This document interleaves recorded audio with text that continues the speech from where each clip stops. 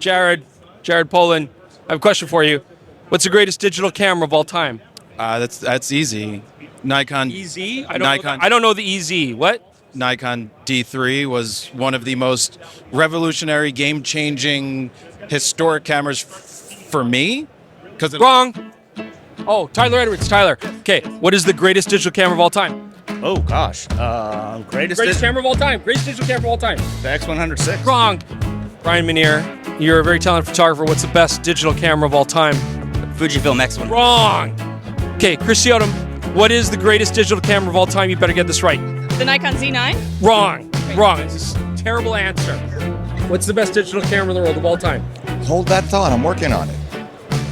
What's the best digital camera of all time? What's it? I gotta go with the A1 Mark II for me. Oh, wrong. Yeah. Wrong. Hey guys, how's it going? Good to see you. I have an important question. I'll ask you first, Sydney. Okay. What is the greatest digital camera of all time? Oh, easy. It is the Sony T100 made in 2007. That's a stupid answer. Lee, this is your final chance. What's it? Canon 5D Mark II. Changed the game. Wrong. You guys, like... Well, that's kind of cool, actually. That's pretty cool. Sean Robinson, as a representative of Panasonic Lumix USA, what is the greatest digital camera of all time? When you know this. Epson RD1. No. Okay, so then what is the best digital camera of all time? Well, obviously it is this right here. It's the Panasonic GM5. I'm Chris Niccolls, this is PetaPixel, and this is the greatest camera of all time. So I know I haven't even gotten to explaining this camera yet, and you already desperately want them. That's just a testament to how great this camera is. And the best place to find it is used, because they're not making these new anymore. Of course, you got to go back in time, or you got to go to kh.com. It's got a great search engine. You can put in GM5 and find the Panasonic GM5, hopefully for sale. And one of the great things about a camera this small is it still has interchangeable lenses. So you would also go into the lens search, just filter the lens mount that you're looking for, micro four thirds, and it'll bring up all the Panasonic Olympus and OM system glass that you could throw on this camera. And of course, used camera, you want it to work when you get it, but KH has got you covered, because first off, they're going to give you a detailed description if there are any issues with the camera, what you need to watch out for, the general overall condition, and if you still get it and you change your mind, they've got a generous return policy. But these are hard to find. You're going to want to start your search now, and if you want the best chance of finding one of these, we think it's kh.com. That's why they are PetaPixel's official pre-owned camera gear partner. So we find ourselves in New York City. I mean, this is one of the greatest places to take photographs. We're here for the Build Photo Show. An amazing show, so busy, so many great people, lots of fans, and of course a lot of our friends and creators here to ask their opinion about what is the world's best digital camera. Well, they'll got it wrong, but they'll have their own opinions. Maybe this isn't the world's best digital camera, but it is certainly my favorite.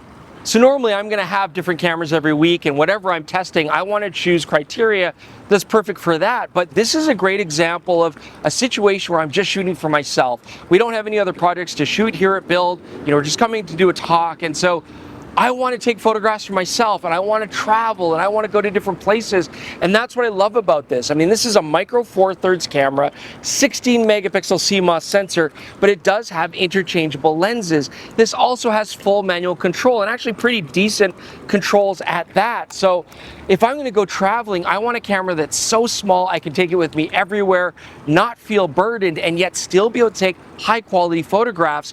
And this is exactly going to do that for me. And most importantly for me, this is the GM5 version. It's kind of taking off of the GM1. The GM1 was the same size. It had a little pop-up flash, but it did not have an EVF. The GM5 does have an EVF, and I consider that essential for a camera that I'm going to enjoy and compose with, especially on a hot summer day here in New York City. Sunlight coming from every direction, like off all the buildings, off the street. I like having that EVF that I can bring up to my eye and compose with. And honestly, this is what Micro Four Thirds is so good at doing, but none of the modern manufacturers are making anything anywhere close to this small and convenient. So I've had both. I had a GM1, I had the GM5. I really enjoyed both of them for basically the exact same reason. I could travel so much with them. And when I sold those cameras, like, I don't like having cameras around that I don't use anymore. I started moving on to full frame SLRs and stuff like that.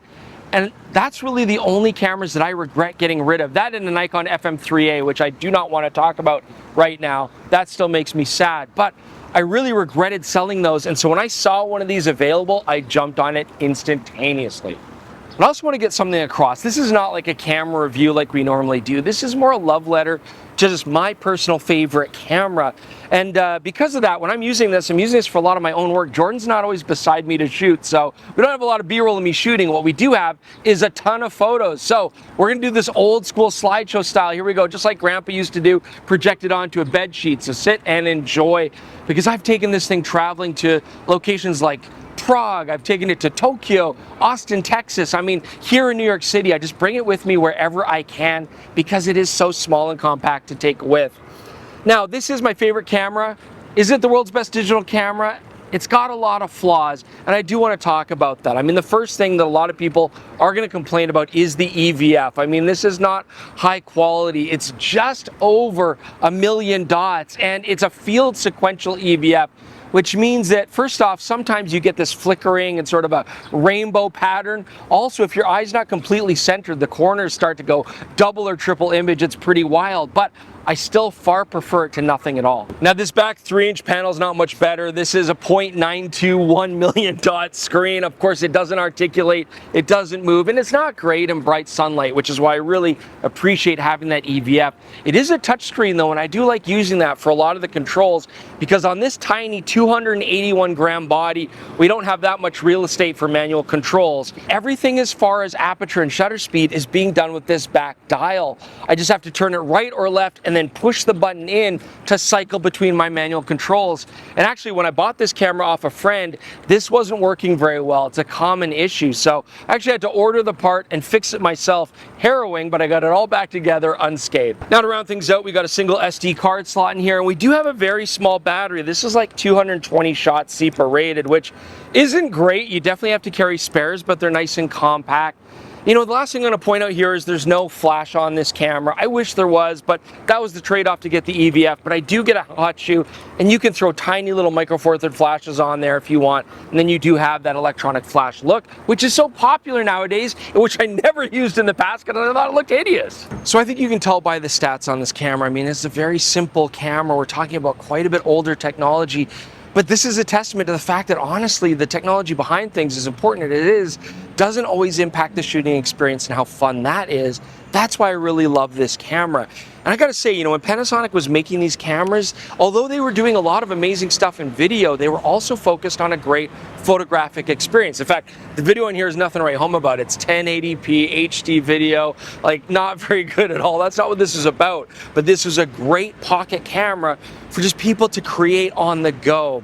So, how does this old technology work? How does it make the shooting experience fun? Well, as I said, first thing, I do get full manual control, and I often use this just an aperture priority. I really like when the lenses I put on here have an aperture ring right on there, because that just simplifies things even further, and I can just set aperture, quickly point and shoot, get my composition, and get my shot. Now, no, the GM5 doesn't have IBIS, of course. There's no space for it, but a lot of the lenses that Panasonic made for this camera at the time have image stabilization built into them, which is very useful. I can, of course, also throw on a lot of OM system and Olympus glass onto this as well. But a lot of the Olympus lenses back then, they didn't use image stabilization in the lenses because they had IBIS in their bodies. They're much larger bodies in a lot of cases. But still, you will find a lot of lenses to choose from now that you can have on here, and that image stabilization helps.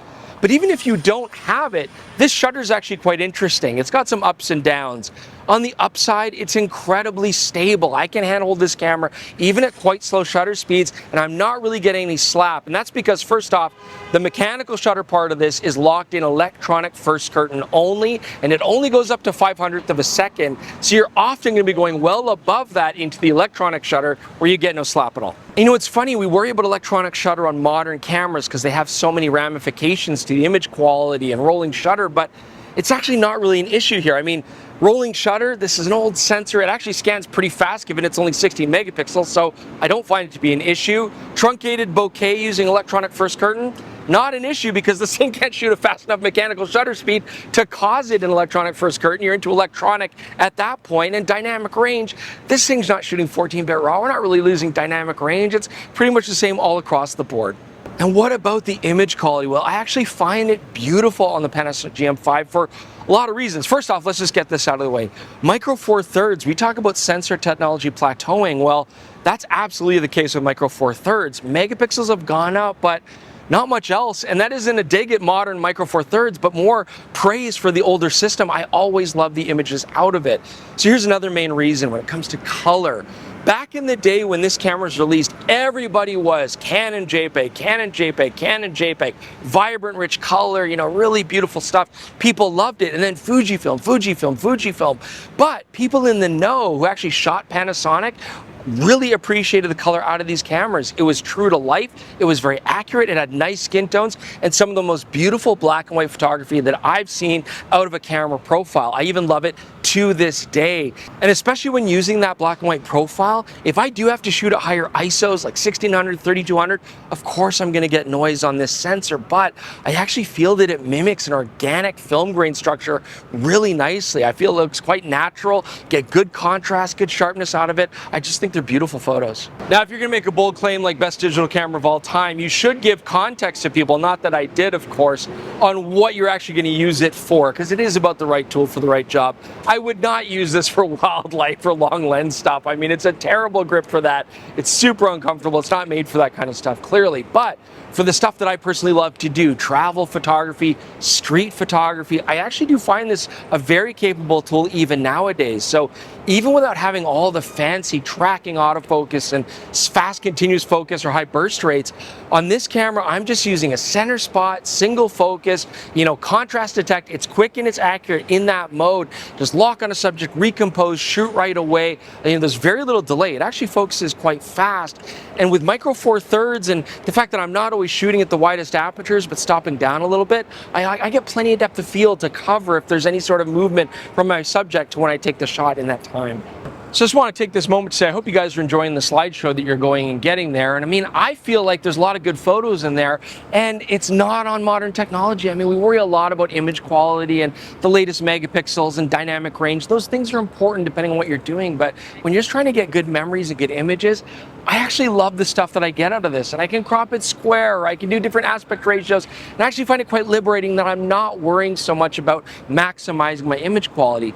Let's also remember that a big part of the image quality process is the glass that you put in front of the camera, and there's so many fun options. I mean, Micro Four Thirds has such an extensive line of lenses, third-party stuff, mixing brands, big lenses, small lenses. So one of the first times I used this camera traveling was when I went to Hawaii, and I just loved how small it was, and all I took on that trip was the 12 to 32 kit lens. Basically gives me like a 24 to 65 full frame equivalent. It was a very slow lens, but it was collapsible. It was so tiny. I could take it in a pocket, no problem, just right in my shirt.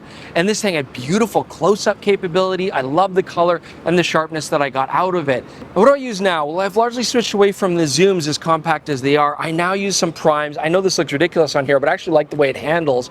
This is the Leica 42.5 f1.2. This gives me like a 2.5 equivalent depth of field on an 85 millimeter. So I'm still getting shallow enough depth of field when I want it for portraits. I often also use the Leica 12mm f1.4, and again, I can get some shallow depth of field there. I can get better shutter speeds in low light situations, and I really like that glass. So I do like all the options that I can pick and choose from. I think the image quality out of a lot of the glass is beautiful, and you've got so many choices to cover whatever you want to cover. Okay, so I hope it's obvious that I do love this camera. That's what I intended for this video, but I think it's also turned out to be more of a camera review than I thought it would be. And actually, it's a third thing as well. We got a third thing on the agenda, and that is that this is an appeal for the modern manufacturers to get back to making cameras like this. I mean, look.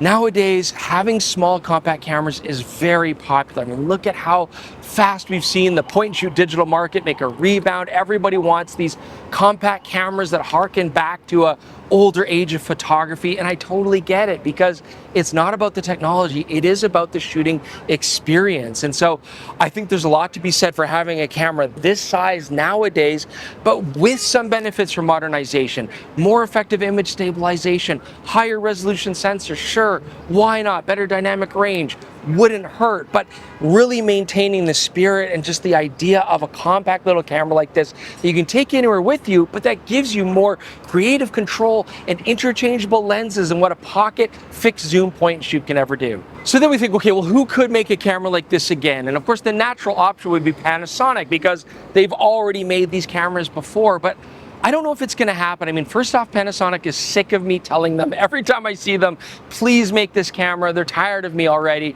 They've said that to me many times. And you know what? I think they've got a little bit stung when this camera first came out. Like, it was very popular with people that bought the GM1 and GM5, but overall, it just wasn't received very well. I don't think it was reviewed very well. It was kind of a sales flop, and so I get that they would be reticent to try that all over again.